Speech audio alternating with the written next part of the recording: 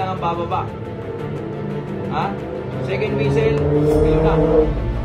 And the 3 whistle, lahat tayo balik. Naintindihan? Yes, sir.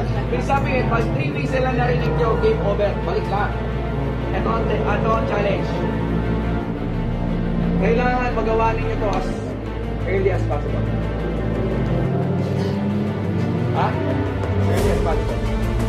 Ano yung early as possible natin? Ha? Launa.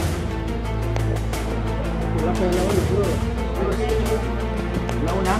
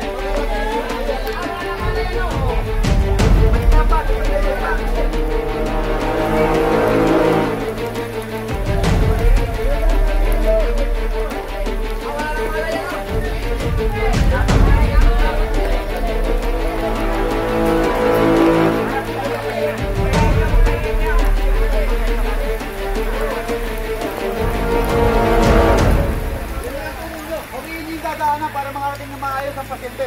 Naman-anak. Kaaway kayo nitong pasyente, sir. Yun na lang gawin nyo. Awin nyo ng dadaanan para makarating na maayos. Tanggalin yung pilay doon. Maayos ang pasyente. May nangalay.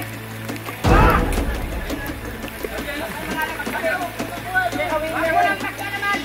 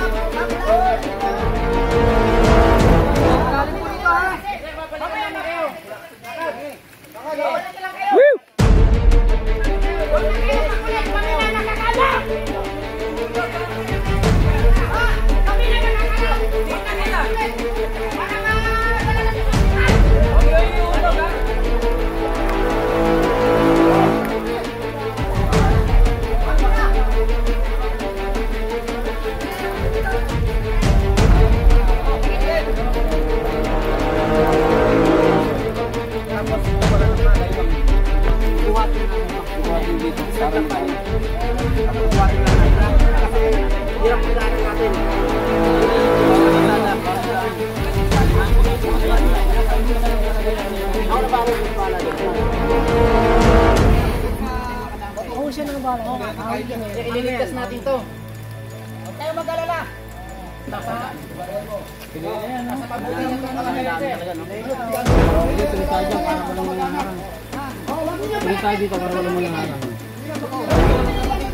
Huwag niyong palapitin.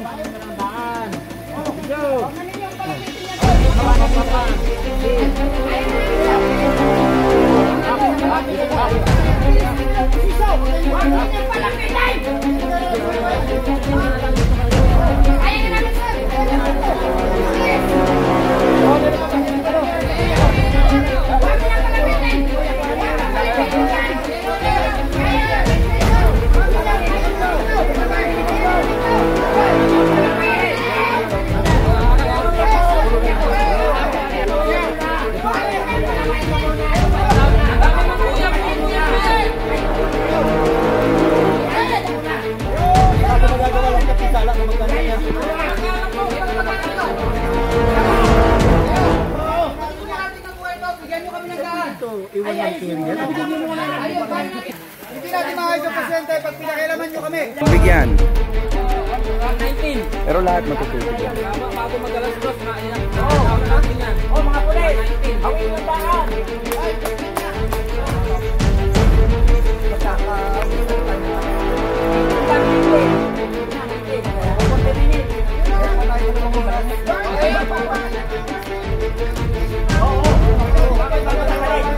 Pinatagal ko na lang.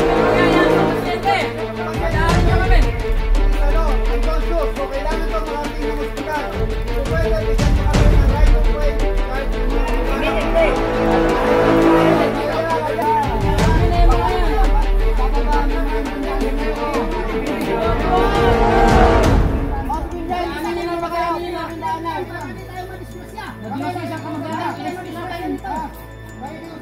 Yung mag-anak pag nahulog. Kaya Hoy, mga marites ko sino magdadaan!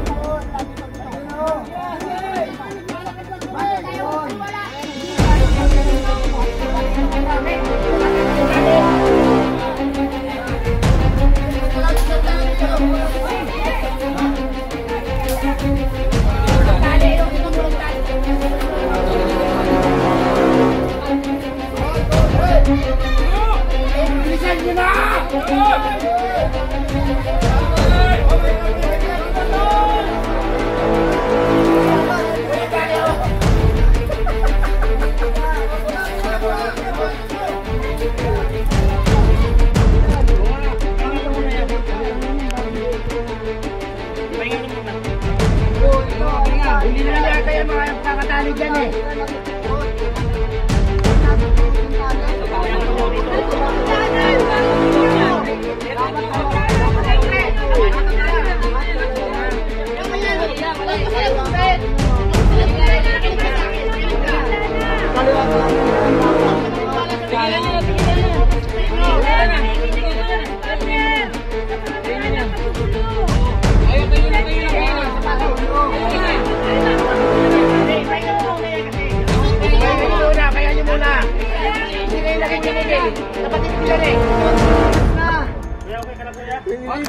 Okay lang daw, okay lang daw.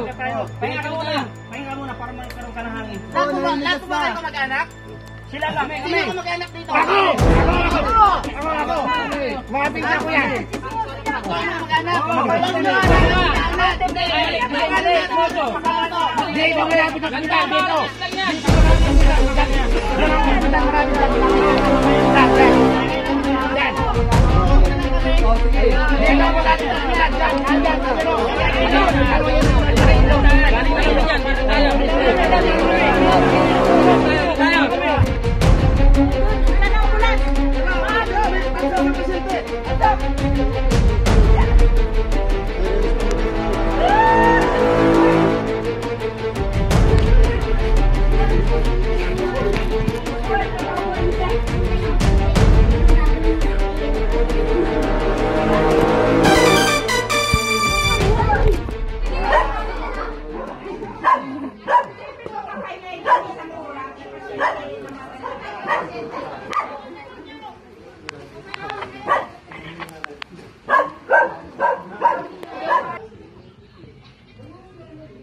May nakita ako na bandage ito.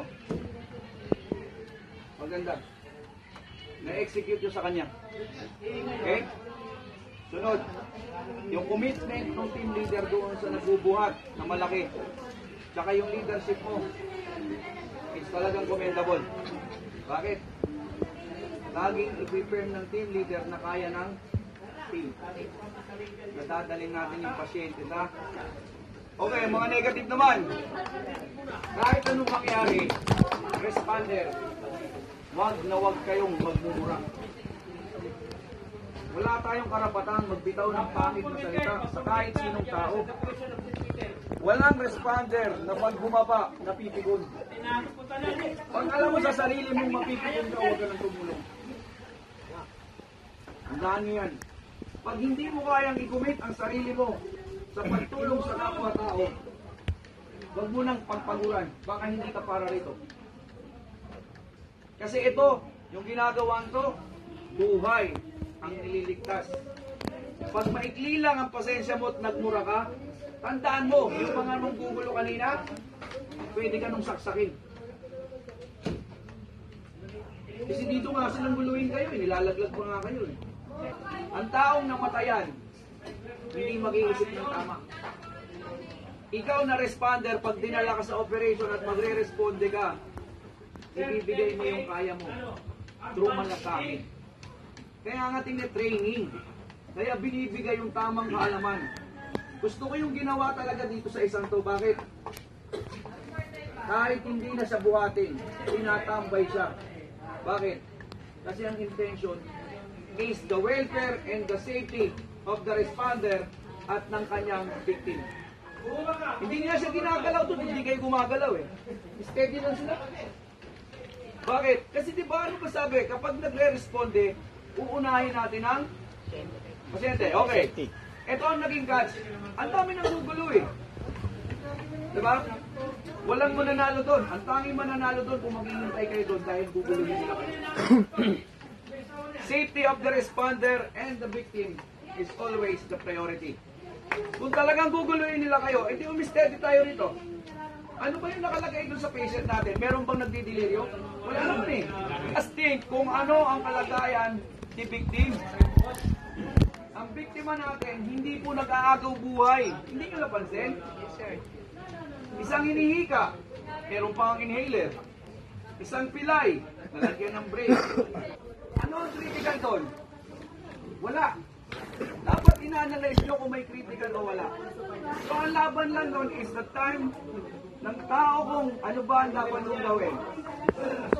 Angat o hindi. Parehas lang kayong may oras. Alas 2 sila. Alas 2 sila. Oh. Tama naman. Wala namang sa lahat ng unang pagkakataon tama ang lahat. Pero at least masaya ako dahil may nakita akong tama. May nakaisip na dapat yung welfare muna nitong pasyente na to uunahin namin. Hindi ko siya nakita, dinala siya ng salubungan. Hininto lang siya ron. Pero nakatamang posture, nakahawak sa dalawang guide, at tamang galaw. Okay? So doon naman sa mga team kontrabida, salamat sa inyo.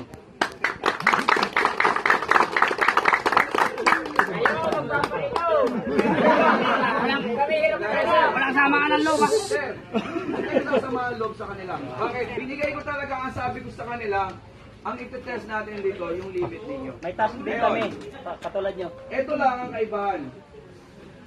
Nung ginawa nila yon, siyempre, part nila yun eh. Kaya huwag kayong magtatampo. Okay? At katunayan nga, pasalamat tayo sa isa, kita mo, all out, halos. Thank you! PNSU!